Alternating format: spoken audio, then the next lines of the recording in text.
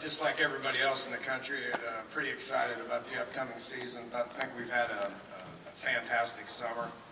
I think the one thing that stands out at this point in time with our football program that hasn't existed in the past is what our summer was like. We went through June and July, even a little bit of last week in May, with over 100 guys, in the program. A lot of new guys, 31 new guys that we were able to work with a little bit. That's going to get us a little ahead for August. But, at this point in time, the guys have had a great summer. They're ready for a week off. Coaches have had a couple of weeks off, so we're going back to work, get them a little bit of vacation time, and then August 1st rolls around, ready to get started. Okay, we'll take questions for Coach. We've got a question in the middle, and then we'll go to the back. Name and affiliation, please. Hi, Sam Mills with Reddit College Football. Recently, Stedman Bailey has returned to West Virginia to be a student assistant coach. What's it like having him back there, and what do you think he can bring to the coaching staff as well as the players? Well, Stedman was a great receiver for me at West Virginia. Came out early, so he didn't have his degree. Went to the St. Louis Rams and had an unfortunate incident in Miami about a year ago. So he's not able to play right now. So we worked pretty closely with the Rams to figure out what's in his best interest right now. Seeing as how he's not cleared to play, the best thing for him is to focus on his future. And the number one step for that is to get his undergraduate degree. So he's going to be considered a student coach. He'll come back and take a full class load. So which is different than a graduate assistant. A graduate assistant is going to take 6 to 9 hours. He needs to take about 15 hours in order to get his degree here in another year or so. We'll see how much he brings to the table. I'm anticipating him being able to take a couple of young receivers and show them some technique stuff and kind of do what he did with the Rams a little bit, just get his feet wet with coaching. And he's got high hopes for being able to play again, and that's going to be out of his control. It's going to be out of my control. But in the meantime, we want him to get his degree and hopefully make a difference on a couple of these, what I think are pretty talented young receivers we have at West Virginia. Got a question on the rear left. Put your hand up so you can see it. Thank you. Kyle Frederickson with the Oklahoman. Dana, what did you learn from your one season with Joe Wickline at Oklahoma State, and what type of offensive identity do you hope he brings to your program next year? Yeah, arguably the best O-line coach I've been around. I've made that comment, on more than one occasion. So he brings a wealth of knowledge. I tell you, we got a good O-line coach in Ron Crook, who's still heading up and running the offensive line meetings. What Joe's going to bring to the table is he's got a wealth of knowledge when it comes to just offensive football in general.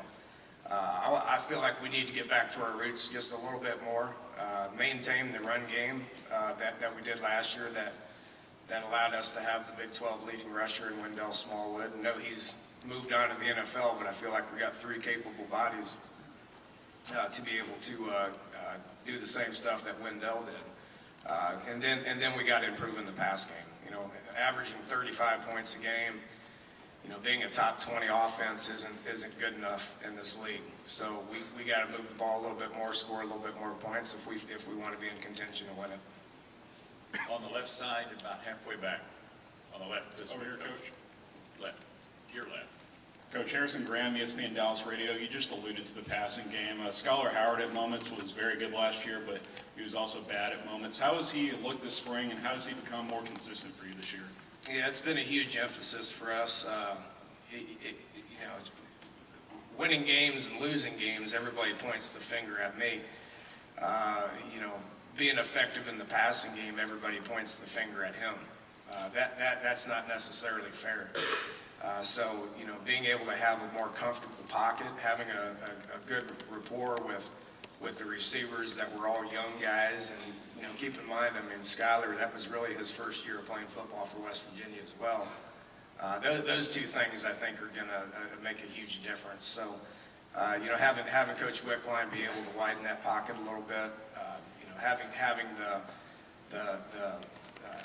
the timing, you know, with him and all these receivers that we got, I think it's going to make a bunch of difference. And if we can maintain the running game where we're at and improve that passing game a little bit, I feel like we'll be where we need to be. On the right side, all the way to the rear. Dana over here, Brian Balding with Fox Sports. Defensively, Dana, a lot of guys have moved on to the NFL, Nick and Kerry and Darryl. I mean, really good leaders, guys that played a lot of snaps for you, a lot of years. Can they be replaced right now? Do you have something in the pipeline for that type of leadership that they provided? You know, I was proud of that group of seniors. You know, all those guys you're talking about, you know, we had, they're all fourth-year seniors and fifth-year seniors. They've been in the program basically as long as I've been in the program. You know, and those guys were outstanding developmental guys. Guys like Terrell Chestnut, fifth-year senior, had a wonderful year. You know, guys like Kyle Rose, fifth-year senior, Kwiatkowski, fifth-year senior, Barber, fifth-year senior, Petaway, fifth-year senior. Those, you know, KJ Dillon, fourth-year senior, Carl Joseph, fourth-year senior. Those guys have played a lot of ball. Recruited those guys 4 and 5 years ago. We didn't quit recruiting 4 or 5 years ago either. So we got some guys that just played behind these guys, you know, and got a lot of experience on special teams. And you know, there's 9 fifth-year seniors that are slated to start. Drayvon's going to be a junior, and Al Benton's going to be a junior. So that's a lot of experience, a lot of older guys that have played a lot of snaps. I think the trip is going to be, and I got all the confidence in the world in Tony Gibson to be able to get this done, is to get those guys to learn how to play together. That's what that group last year had going for them. They played so many snaps together that they knew how to play together. And so I feel like we got the bodies, we got the players. We just got to get those guys to learn how to play together.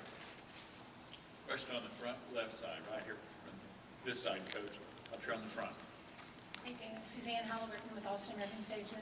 I wanted to ask you, it seemed to be, you had Wendell Smallwood last year, and it seems that it was a really difficult decision to pick an all Big 12 preseason running back this year. Do you think we're seeing a renaissance for running backs again in this league, that it's not just going to be known for passing?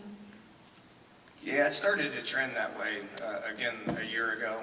You know, you know, with what we've done in the running game the last couple of years, with what Oklahoma did last year. You know, they struggled a little bit in the run game early, but they could run the ball as good as anybody in the country towards the end of the year. You know, Baylor did a good job of running the ball. You know, even my man Kingsbury ran the ball more than he has in the past. So you know, you got to be able to do that. You got to be able to run the ball, and you know, I've talked a lot about improving the pass game, but by no means is that going to detour anything that we're trying to get accomplished in the run game. Wendell had a great year, but everything starts up front. You know, we got Tyler Orlowski here, who's fifth-year senior at center. Adam Pankey, who's played over 2,000 snaps at guard, fifth-year senior. Tony Maggio, fifth-year senior. You know, a couple of good young tackles. So I feel like we got a pretty good of a line. That's where it starts, and then we just got to find a back who hits that thing quick and keep them healthy and keep them fresh. And I think we'll be just as effective in the run game next year as we were this past year. Somebody had their hand up and I missed them. All the way in the back, rear corner. Dana, John Helsley with the Oklahoman. Are you a fan of the move to a Big 12 championship game? And how do you feel like those teams that play in it should be determined? Yeah, I'm in favor of a championship game. There's no question. You know, I've said this for a couple of years. The thing I don't like about not having a championship game is having these games, these regular season games, that first week of December. I think that hurts the teams that are playing from a recruiting perspective, and it helps the teams that are playing if it's a situation where you're being considered for college football playoff or you know, or a top-tier bowl game. So I just don't like the format. I think you need to find the best two teams. I got all the confidence in the world with the Big 12 administration, Commissioner Bowlesby, and to figure that out. I don't have the answer, and it really doesn't matter what I think anyway. Somebody over on the right. There we go. All the way on the right-hand side, about 3/4 of the way back. Yeah, put your hand up again so the young lady can see. I guess not. Okay. People waving in the air. Anybody else for Coach? Got a question on the front left-hand side. And Barry, did you have a question too?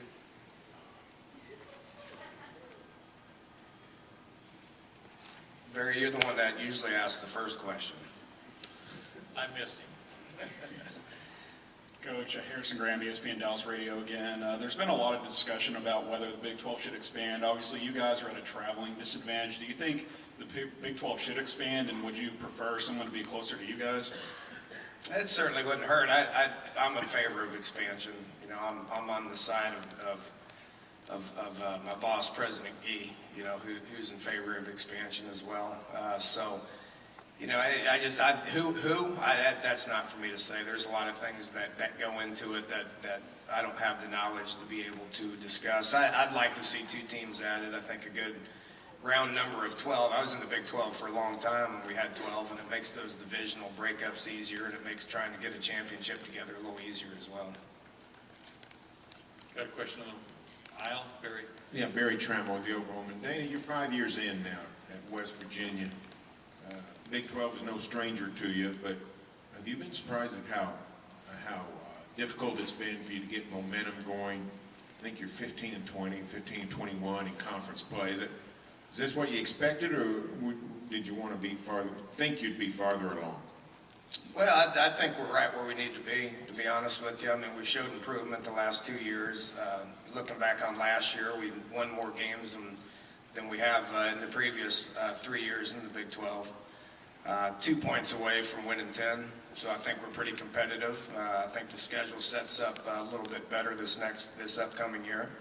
You know, we got a lot of bodies, a lot of returning starters, a lot of guys that are familiar with what's going on, so I feel like we're right where we needed to be. I mean, early on, we just flat out didn't have the depth to be able to compete. We had a couple of high-level players that won us some games, but we didn't have the depth, you know, and that's not an excuse anymore, because the last couple of years we've had depth and we've been competitive. So I like where our team's at, and I feel like we're going to be every bit as competitive or more this upcoming year. On the left here in front. John Warner, Waco Tribune Herald. Coach, 9 of the 10 starting quarterbacks are back from last year. What do you think of this crop? Do you think it might be one of the better ones you've seen since you've been in the league? This go around, yes. This reminds me of some of those 2006, 2007, 2008 years, you know, where we had a lot of older guys that were returning guys. So, you know, quarterback play's been great in this league for a long time. You know, the last couple of years it's been a little bit more spotty. But, you know, seeing all these guys coming back with what they can do, I think is pretty good, you know, with all the returning guys. You know, I alluded to it earlier, you got to score points, and because there's so many good quarterbacks and so much good skill and so much great offensive minds in this league that, you know, 35 points a game isn't going to get it done all the time. So, you know, we've addressed that, and we know what we got to do offensively, and Skylar understands that. I think Skylar's in a really good place right now, and you know, we got to be able to do what we need to do each and every week from scoring points and moving the ball to be able to be competitive, because the quarterback play and the offenses are so good in this league. Question on the front. Hey, Coach, Ian Boyd from Inside Texas. Last year you said developing left tackle was the priority for fall camp. What's the priority this fall camp? Is it at cornerback or defense, or is there something on offense you want to see? Well, tackle's still something that we're trying to develop. You know, we got 2 good young tackles. You know, Yadney and McKivitz. I mean, those 2 guys are really good young tackles that we're continuing to try to develop. Timing within the passing game is important. We got a lot of good young receivers, I think, that are.